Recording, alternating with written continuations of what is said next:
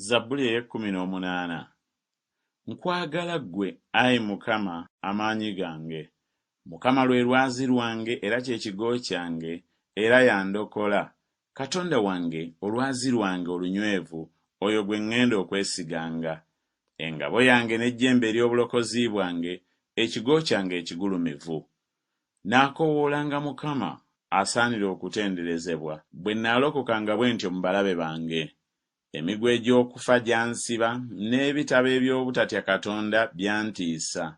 Emigwa egy'emagombe gyanneetooloola, emitego egy'olumbe gyankwasa. Mu nnaku zange ne nkoowoola Mukama, ne mpita Katonda wange, n'awulira eddoboozi lyange mu yeekaalu ye, ne bye nakaabira mu maaso ge ne bituuka mu matu ge. Ensi n'eryoka ekankana n'esagaasagana, era n'emisingi gy'ensozi ne gikankana ne ginyeenyezebwa, kubanga asunguwadde. Omukka ne gunyooka mu nnyindo ze, n'omuliro ne guva mu kamwa ke ne gulya, ne gukoleeza amanda. Era n'eggulu n'alikutamya, nakka, n'ekizikiza ekinene ne kiba wansi w'ebigere bye. Ne yeebagala kerubi n'abuuka, era n'abuuka mangu ku biwawaatiro eby'empewo. Ekizikiza n'akifuula eky'okwekwekamu, eweema ye emwetoolodde. Ekizikiza eky'amazzi, ebire ebikutte eby'omu ggulu. Mu kumasamasa okuli mu maaso ge, ebire bye ebikutte ne biyita, ne waba amayinja ag'omuzira n'amanda ag'omuliro. Era Mukama n'abwatuka mu ggulu, n'oyo ali waggulu ennyo n'aleeta eddoboozi lye, ne waba amayinja ag'omuzira n'amanda ag'omuliro. N'alasa obusaale bwe n'abasaasaanya, n'alasa enjota nnyingi n'abeeraliikiriza. Ensalosalo ez'amazzi ne ziryoka zirabika, emisingi gy'ensi ne gyeruka mu kunenya kwo, Ayi Mukama, mu kibuyaga w'omukka ogw'ennyindo zo. Yatuma okuva waggulu, n'antwala, n'ampalula ku mazzi amangi. Yamponya eri omulabe wange ow'amaanyi, n'eri abo abankyawa, kubanga bansinza amaanyi nze. Banjigira ku lunaku olw'akabi kange, naye Mukama ye yannyweza. Era n'anfulumya mu kifo ekigazi, yamponya kubanga yansanyukira. Mukama yampa empeera ng'obutuukirivu bwange bwe bwali, ng'emikono gyange bwe giri emirungi bwansasudde. Kubanga nakwata amakubo ga Mukama, ne sireka Katonda wange n'obubi. Kubanga emisango gye gyonna gyali mu maaso gange, so amateeka ge saagaggyaawo gye ndi. Era nali eyatuukirira gy'ali, ne neekuuma mu bubi bwange.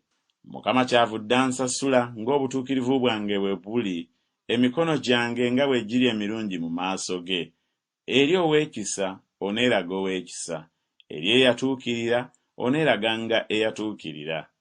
Eri omulongoofu oneeraganga omulongoofu, n'eri omukakanyavu oneeraganga aziyiza. Kubanga onoolokolanga abantu abajoogebwa, naye amaaso ag'amalala onoogatoowazanga. Kubanga ggwe olikoleeza ettabaaza yange, Mukama Katonda wange alimulisa mu kizikiza kyange. Kubanga mu kubeerwa kwo nnumba ekibiina, era mu kuyamba kwa Katonda wange mbuuka ekigo. Katonda, ekkubo li lyatuukirira, ekigambo kya Mukama kyakettebwa, oyo ye ngabo y'abo bonna abamwesiga. Kubanga ani Katonda wabula Mukama, era ani olwazi wabula Katonda waffe? Katonda ansibya amaanyi, era atuukiriza ekkubo lyange, afuula ebigere byange ng'eby'empeewo, era angulumiza mu bifo byange ebya waggulu. Anjigiriza engalo zange okulwana, emikono gyange ne gireega omutego ogw'ekikomo. Era ompadde engabo ey'obulokozi bwo, n'omukono gwo ogwa ddyo gumpaniridde, n'obuwombeefu bwo bungulumizizza.